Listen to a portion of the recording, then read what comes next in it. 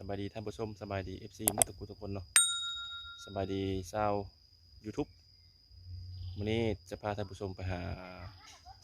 เห็ดเนาะเห็ดปวกหรือว่าเห็ดตาบอยู่ให้อยู่สวนคือเก่าเนาะไปเลยท่านผู้ชมไปเลยท่านผู้ชมบรรยากาศมันนอกมันนาเนาะนี่คือสวนมันต้นกำลังงามเกี่ยวไปเลยท่านผู้ชมเข้าป่าหาเห็ด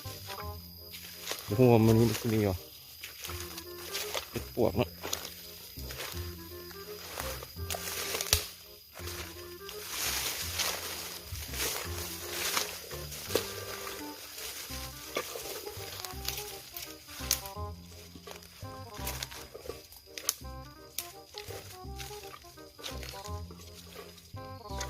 เห็ดธรรมชาติเนาะเห็ดอยู่ตามหัวหน้าให้หัวหน้า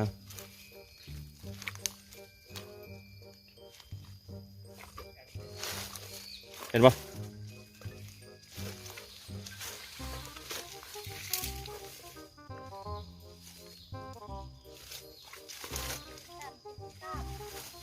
โอ้พี่น้องเห็นแล้วเห็นแล้วพี่น้องFC โอ้กำลังหาอยู่เห็นแล้วนี่FC เห็ดโบกเห็ดตาบโอ้สุดยอดนี่โอ้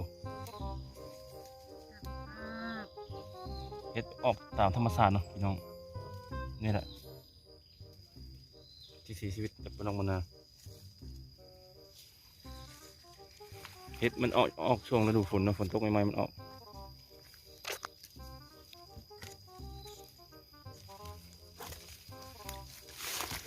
นี่เนาะ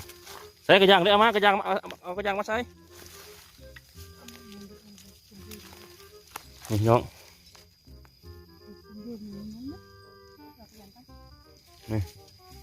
เห็ดปวกสดๆนั่นนี่เนาะแกงกินแซ่บขายให้ราคาเด้อ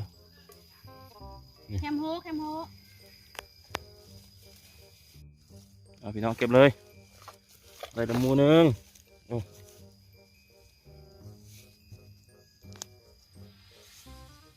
นี่นะเห็ดพี่น้อง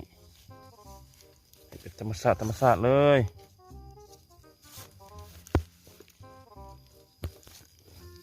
นี่เห็ดพวกน้อยก็มีแล้วนี่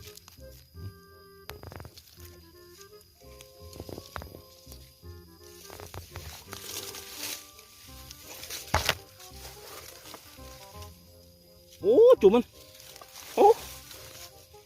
มันสุดๆแล้วสะเด็กคนนี้จุ่มเห็ดเนาะ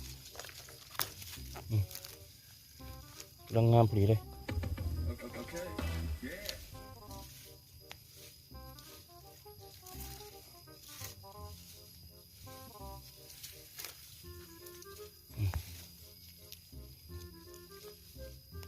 โอ้นี่ยอดอยู่ป่าอยู่ดง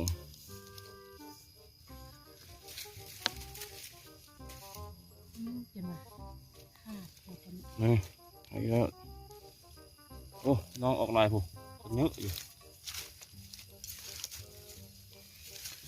เก็บไม่ต้นยุ่งครบโอ้พี่น้องฟูงบินตั้มกับลายขนาดนี้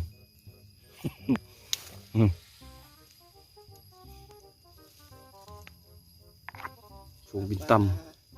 บริจาคเลยมาบริจาคเลยเป็นตัวอย่างเลยนี่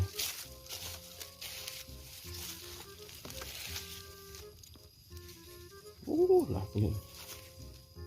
มีสามารถเจอมันหนุ่มเลยเลยเขาไปสิละตนมันได้กินข้าวและเดี๋ยวดินน้ำยาเลยเขาดินน้ำติโอ้แบบเป็นเฮาดิบเฮาฟ้า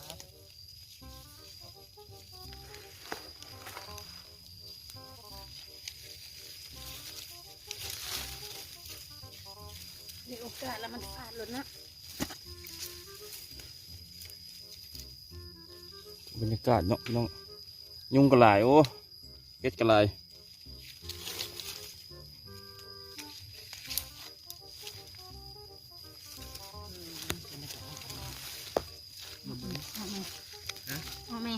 ก็บอะไร มาคิด กะอ่อนบอกมีให้เก็บซอยดิ มาคิดเด็กจมเด็กเก็บไปตั้งแต่บ้านเด็กเก็บ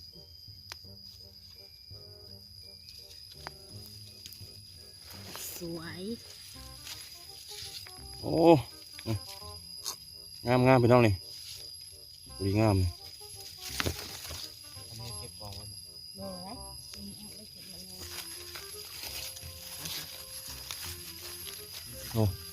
เลย หลายพี่น้องโอ้จวด เบื่อละอย่าจวดละจวดละ ฟูบุญตั้มก็ไรขนาดนี้ น้ำส้มกับซันเข้ามา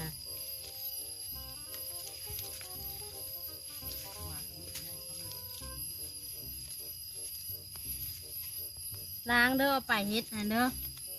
ล้างเด้อเฮ็ดอันเด้อไปเอ็ดพุ่นเลยไปคืนสิเลย โอ้พี่น้องเต็มกระยังแล้วนี่โอ้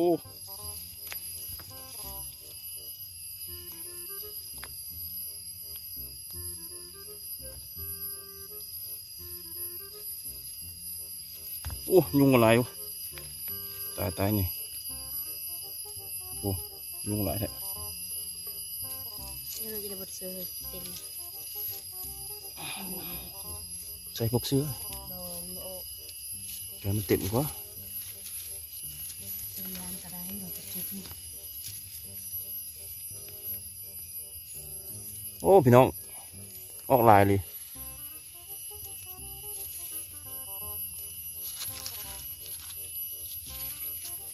อยู่ให้อยู่หน้าพี่เก้าพี่น้องเอ้ยหากินแบบตามธรรมชาตินี่ตัวจูบมันก็มีเลย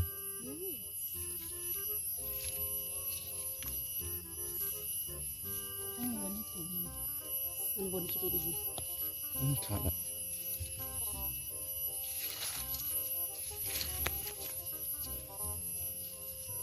ปลาอย่างกินมาได้เลยครับ นี่ยังกำงูงูยังใช่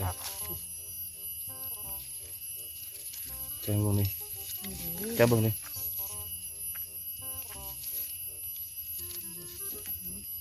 งูสิงพี่น้องมีคนทราบงูนี่งูยัง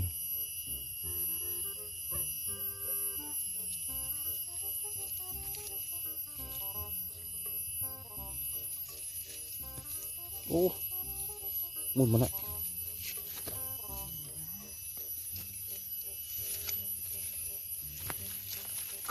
โอ้หลาย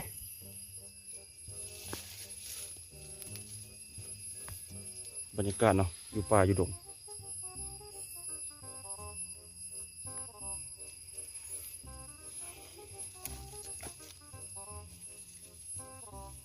เอาพี่น้องเก็บเห็ดก่อนเด้อชนิดก่อนพี่น้องเต็มก็อย่างด้วยเนี่ยเห็ดตาเห็ดปวกเต็มก็ยังออกมันเมื่ออู้ยุ่งกระไร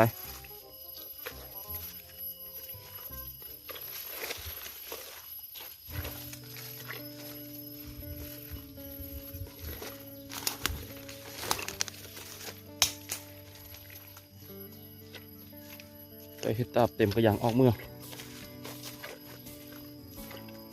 โอ้เตาถ่านกลุ่มๆอยู่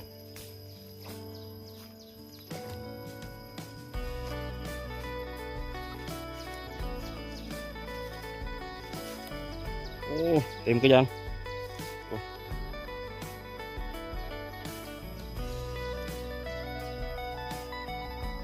บรรยากาศอยู่นา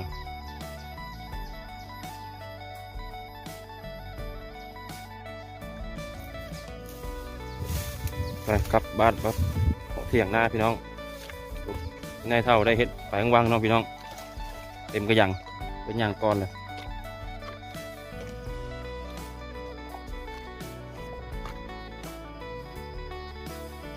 อัดว่าประตูนี่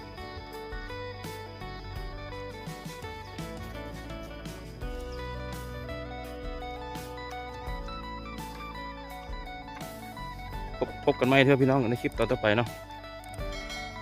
บ๊ายบายสบายดี